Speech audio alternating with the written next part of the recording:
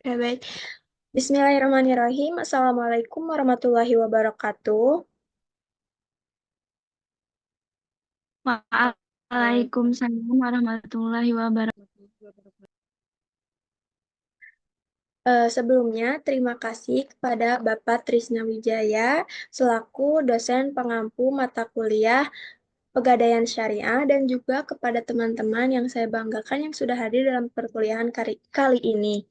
Puji serta syukur kita panjatkan kepada hadirat Allah Subhanahu wa Ta'ala yang mana telah memberikan nikmat sehat kepada kita sehingga kita dapat berkumpul dalam perkuliahan kali ini. Nah, perkenalkan kami dari kelompok 9 akan mempresentasikan terkait tinjauan hukum Islam terhadap praktik gadai sertifikat rumah yang disewakan kembali kepada Rahin. Nah, studi kasusnya ada di Kampung Cienteng. Nah, sebelum itu perkenalkan ya, saya tidak sendiri, saya juga ditemani dengan teman-teman saya, yaitu yang pertama ada Pipit dengan NPM 06, lalu ada Anissa dengan NPM 08, lalu ada saya sendiri dengan NPM 020, lalu ada Wafa dengan NPM 027, dan ada Kanaisa dengan NPM 029. Nah, tanpa berlama-lama lagi, sebelum itu biar lancar ya, kita baca basmalah dulu bersama-sama. Bismillahirrahmanirrahim. Bismillahirrahmanirrahim. Nah, lanjut saja ya ke pematerian pertama yang akan disampaikan oleh Wafa. Kepadanya dipersilahkan. Baik, terima kasih kepada moderator yang telah memberikan saya kesempatan untuk memaparkan pendahuluan atau latar belakang terlebih dahulu sebelum kita memasuki ke kasusnya. Gadai syariah atau arahan itu merupakan akad perjanjian antara pihak pemberi pinjaman dengan pihak yang meminjam uang, yang mana hal ini itu dimaksudkan untuk memberikan ketenangan bagi pemilik uang atau jaminan keamanan uang yang dipinjamnya. Dalam sistem ini, transaksinya itu harus dilakukan dan harus memenuhi ketentuan seperti keadilan, transparansi, serta bebas dari unsur riba agar tetap sesuai dengan syariat Islam. Pegadaian syariah ini menggunakan konsep rahan yang dimana suatu barangnya itu dijadikan jaminan atas utang yang diberikan tanpa adanya tambahan yang bersifat eksploitasi atau merugikan salah satu pihak. Namun tidak sedikit dalam praktiknya itu masih terdapat beberapa kasus yang menimbulkan pertanyaan mengenai keabsahan akad yang digunakan serta kesesuaian sistem pegadaian dengan prinsip syariah. Seperti kasus yang akan kelompok kami sampaikan nanti di Kampung Cienteng gitu. Mungkin sekian eh, latar belakang yang saya sampaikan. Saya kembalikan kepada moderator. Oke, baik. Terima kasih kepada Wapa yang telah menyampaikan pendahuluannya. Nah, lalu yang selanjutnya yaitu ada pengertian gada yang akan disampaikan oleh saya sendiri. Nah, secara bahasa atau etimologi, rahan adalah menahan. Secara terminologis adalah menjadikan harta benda sebagai jaminan utang agar utang tersebut dilunasi. Nah, intinya rahan itu adalah sebuah perjanjian penyerahan barang yang digunakan sebagai agunan untuk mendapat fasilitas pembiayaan. Nah, dalam istilah bahasa Arab, gadai diistilahkan dengan rahan atau juga habs yang berarti penahanan. Adapun pengertian yang terkandung dalam istilah tersebut yaitu menjadikan barang yang mempunyai nilai harta menurut pandangan syara sebagai jaminan utang hingga orang yang bersangkutan boleh mengambil utang atau ia bisa mengambil sebagian atau manfaat dari barang itu. Lanjut saja ke pemateri ketiga yang akan disampaikan oleh Anissa.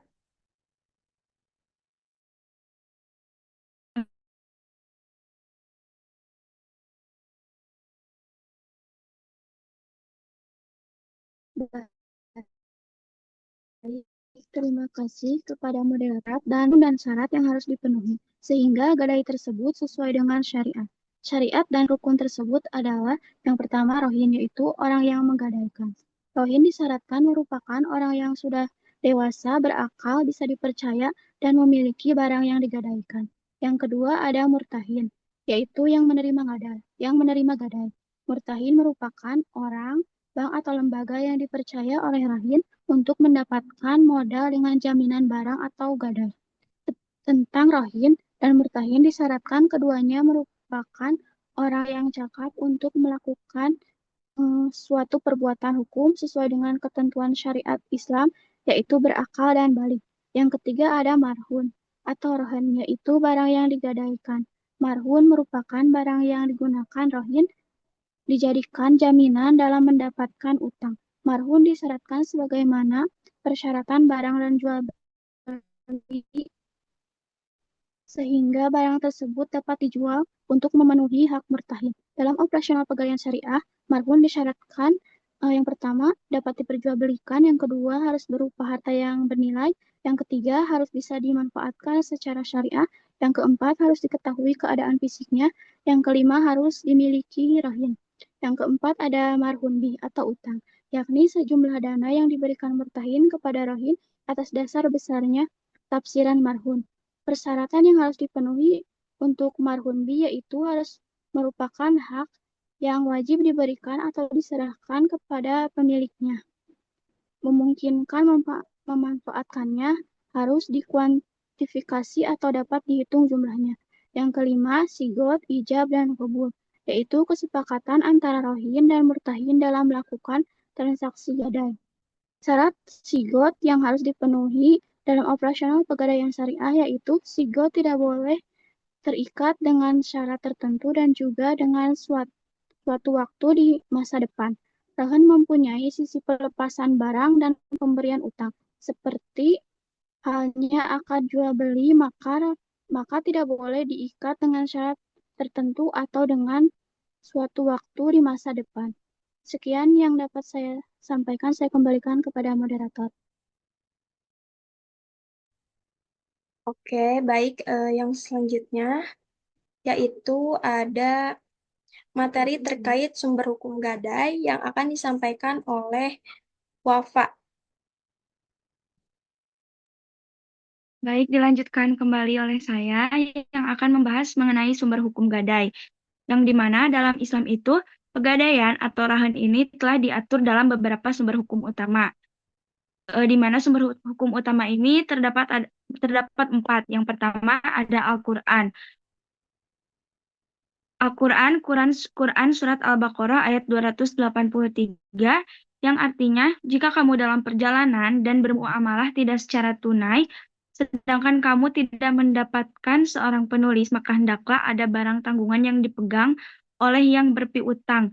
Jika sebagian kamu mempercayai sebagian yang lain, maka hendaklah kamu dipercayai itu menunaikan amanatnya dan hendaklah ia bertakwa kepada Allah atau Tuhannya dan janganlah kamu menyembunyikan kesaksian dan barang siapa yang menyembunyikannya, maka sesungguhnya hatinya berdosa dan Allah Maha mengetahui apa yang kamu kerjakan. Jadi ayat ini itu menunjukkan bahwa dalam Islam jaminan atau barang gadai diperbolehkan sebagai bentuk perlindungan bagi pihak yang memberi pinjaman. Yang selanjutnya, sumber hukum yang kedua itu ada as-sunnah. Ada hadis riwayat Aisyah radhiyallahu anhu di mana Rasulullah SAW membeli makanan dari seorang Yahudi dengan pembayaran yang ditangguhkan dan beliau menggadaikan baju besinya kepadanya. Hadis riwayat Bukhari nomor 2509, Muslim no 1603. Hadis ini menunjukkan bahwa praktik gadai diperbolehkan dalam Islam selama tidak mengandung unsur riba atau eksploitasi. Sumber hukum yang ketiga ada dari Fatwa DSN MUI atau Dewan Syariah Nasional. Yang pertama, Fatwa DSN nomor 25 tahun 2002 yang menyatakan bahwa barang yang digadaikan tetap menjadi hak milik pemberi gadai.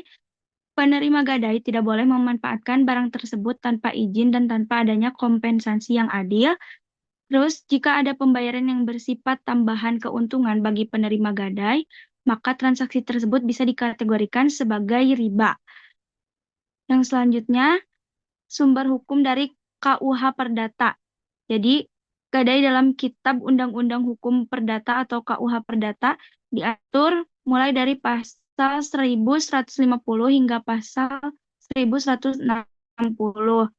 Pasal 1150 KUH Perdata ini mendefinisikan gadai sebagai hak yang diperoleh seorang berpiutang atas suatu barang bergerak yang diserahkan kepadanya oleh seorang berutang atau oleh orang lain atas namanya dan yang memberikan kekuasaan kepada berpiutang untuk mengambil pelunasan dari barang tersebut secara didahulukan dari kreditur lainnya. Terus pasal 1151 KUH Perdata menyatakan bahwa perjanjian gadai harus dibuktikan dengan segala alat bukti yang diperbolehkan untuk membuktikan perjanjian pokok. Mungkin sekian yang bisa saya sampaikan. Saya kembalikan kepada moderator. Baik, yang selanjutnya yaitu ada materi terkait hak dan kewajiban rahin dan murtahin yang akan disampaikan oleh Anissa. Kepada Anissa dipersilahkan. Baik, saya akan menjelaskan hak dan kewajiban rohin dan murtahin. Yang pertama, hak penerima gadai atau murtahin antara lain, penerima gadai berhak menjual marhun apabila rohin tidak dapat memenuhi kewajibannya pada saat jatuh tempo. Hasil penjualan harta benda gadai atau marhun dapat digunakan untuk melunasi pinjaman atau marhundi dan sisanya dikembalikan kepada rohin. Yang kedua, ada penerima gadai berhak mendapatkan pengganti biaya yang telah dikeluarkan untuk menjaga keselamatan harta benda gadai atau marhun. Yang ketiga, selama pinjaman belum dilunasi, maka pihak pemegang gadai berhak menahan harta benda gadai yang diserahkan oleh pemberi gadai atau rohin. Berdasarkan hak penerima gadai yang dimaksud, muncul kewajiban yang harus dilaksanakan, yaitu penerima gadai bertanggung jawab atas hilang atau merosotnya harta benda gadai bila hal suatu disebabkan oleh kelalaiannya. Penerima gadai tidak boleh menggunakan barang gadai untuk kepentingan pribadinya. Penerima gadai berkewajiban memberitahukan kepada pemberi gadai sebelum diadakan pelelangan harta benda gadai. Yang kedua, ada hak dan kewajiban pemberi gadai. Yang pertama, pemberi gadai atau rohin berhak mendapatkan pengembalian harta benda yang digadaikan sesudah ia melunasi pinjaman utangnya. Yang kedua, pemberi gadai berhak menuntut ganti rugi atau kerusakan dan hilangnya harta benda yang digadaikan bila hal itu disebabkan oleh kelalaian penerima gadai. Yang ketiga, pemberi gadai berhak menerima sisa hasil penjualan harta benda gadai sesudah dikurangi biaya pinjaman dan biaya-biaya lainnya. Yang keempat, pemberi gadai berhak meminta kembali harta benda gadai bila menerima gadai diketahui menyalahgunakan harta benda gadainya. Sekian yang dapat saya sampaikan, saya kembalikan kepada moderator. Oke, yang selanjutnya ada pemaparan studi kasus yang akan disampaikan oleh Kanaisa. Pada Kanaisa dipersilahkan. Oke, baik. Sebelumnya terima kasih kepada moderator yang telah mempersilahkan saya untuk memaparkan studi kasus. Nah, jadi berdasarkan hasil dari wawancara yang telah kelompok kami lakukan di Kampung Cienteng, ditemukan adanya kasus terkait penyewaan barang gadai. Kasus ini berawal ketika Rahim menggadaikan rumahnya kepada Murtahin sebagai jaminan atas utang yang dimiliki. Nah, setelah rumah tersebut digadaikan, pihak Murtahin kemudian menyewakan kembali rumah tersebut kepada Rahin, tapi Rahin dapat tetap pada penerima gadai atau Murtahin. Nah, dan hal ini dijadikan sebagai syarat akad gadai tanpa ada akad sewa terpisah yang sah. Praktik gadai ini berpotensi menimbulkan kerugian bagi pihak Rahin karena selain harus mengumpulkan uang untuk menebus sertifikat rumahnya, ia juga harus membayar sewa untuk rumah tersebut. Nah, jadi kesimpulannya dalam kasus ini, meskipun tidak mengandung unsur paksaan, namun kondisi ini tetap memberatkan pihak Rahin. Selain dibebani kewajiban untuk segera menebus sertifikat rumahnya, ia juga harus membayar sewa rumah yang statusnya masih menjadi miliknya. Dalam Islam jelas menekankan bahwa setiap transaksi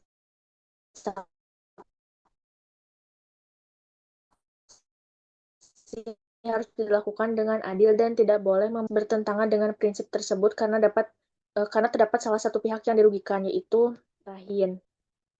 Next. Nah, kemudian saya akan menjelaskan terkait analisis akad dan keabsahan syarat dalam gadai syariah.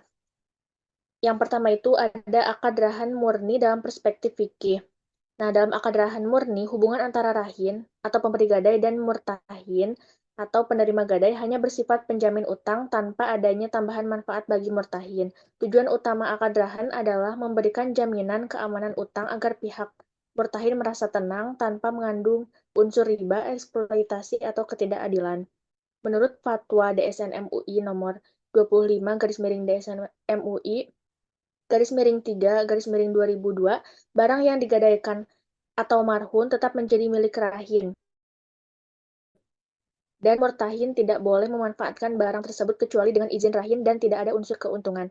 Hak murtahin hanya sebatas al-habsu atau menahan barang sebagai jaminan dan bukan al-intifa atau memanfaatkan barang. Nah, kemudian hak darhin yang wajib melunasi utangnya berhak mengambil kembali barangnya setelah utang lunas. Selain itu, murtahin yang berhak menahan barang hingga utang lunas wajib menjaga barang dan tidak mengambil manfaat kecuali dengan izin. Sekian, saya kembalikan kepada moderator. Oke, baik. Yang selanjutnya yaitu ada pemaparan studi kasus lagi yang akan disampaikan oleh Pipit. Pada Pipit, dipersilahkan. Baik, terima kasih kepada moderator. Di sini saya akan melanjutkan menjelaskan tentang analisis akad dan keabsahan syarat dalam gadai syariah. Yang kedua ada analisis syarat fasid, yaitu syarat yang merusak akad. Syarat fasid adalah syarat dalam akad yang bertentangan dengan tujuan syariah atau merugikan salah satu pihak sehingga dapat merusak keabsahan akad. Ulama bersepakat bahwa syarat yang mewajibkan manfaat kepada murtahin atas barang gadai termasuk syarat fasid karena merubah akad dahan menjadi transaksi yang mendekati riba. Contoh syarat fasid dalam kasus ini yaitu mewajibkan rohin membayar sewa atas barang miliknya yang digadaikan. Nah, dalam kasus ini, murtahin menyewakan rumah yang merupakan barang gadai kepada rohin. Rohin wajib membayar tiap bulan kepada murtahin, dan ini itu dijadikan sebagai syarat akad gadai, tanpa ada akad sewa terpisah yang sah. Syarat ini merugikan rohin dan menjadikan akad tersebut tercampur unsur batil, karena mengandung syarat fasid dan menyerupai praktik riba. Nah, dalam kasus ini juga adanya kasus pemanfaatan barang gadai oleh murtahin, di mana murtahin memanfaatkan barang gadai dengan menyewakan barang gadai tersebut untuk menghasilkan keuntungan. Selanjutnya, potensi riba dan pelanggaran syariah dalam praktik sewa barang gadai. Nah, dalam akad rahim, setiap tambahan manfaat yang diterima oleh murtahin atau penerima gadai atas barang jaminan tanpa adanya akad terpisah yang sah termasuk dalam kategori riba. Praktik seperti ini masuk dalam jenis riba al-qard, yaitu tambahan yang diperoleh atas dasar utang yang diharamkan dalam syariat Islam. Dalam kasus ini, Mutain mewajibkan Rahin untuk membayar sewa bulanan atas rumah yang digadaikan. Rumah tersebut masih menjadi milik sah Rahin, namun Mutain memperoleh manfaat selama masa gadai berlangsung.